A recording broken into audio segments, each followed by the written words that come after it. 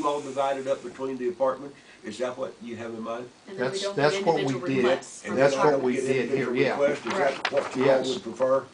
Yeah, I that think way. Right. that's the most fair Yes. for all the departments. Because in the past, Because we've you all- gotten individual requests. You all are a lot more capable of saying, Marlton needs this amount of money, Frost needs this amount of money, than the three of us up here are. That's I mean, correct, I just James. don't feel comfortable making that decision.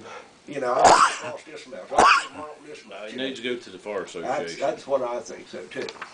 I And just wanted to it, clear that up, make sure that I was on the same page with you all. If we, in what we have, and Buster will attest to this, if we know, each department know, or Marlington, if we know we're gonna get $6,000 or $7,000 a year, we can count on that. We can go ahead and budget this gear. We can budget something that we need.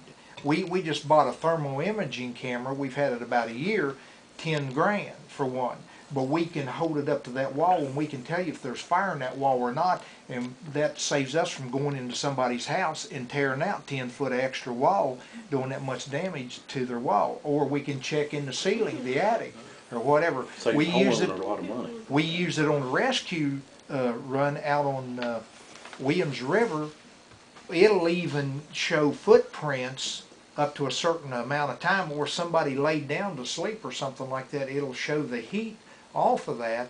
And but our number one use for that is going into structures and trying to do as least amount of damage that we can get away with and still give them a competent service. That would be a good investment for an insurance company, the money that they could save. We already been there. They can We provide you with one. we thought the same thing, but they thought it was a good thing too. But the funding, we tried to through a grant system and also individual insurance companies, you know, we presented that same thing.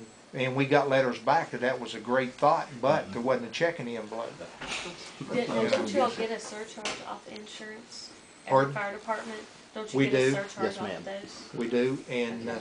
we basically, Is that? I guess you would mean, say, You don't have to tell me what it is, I don't guess, but, it as far as like, it's different each year. yeah, but is it like a steady, fairly steady, or within a certain range every year? It may be $6,000. It may be $8,000. It may be a little.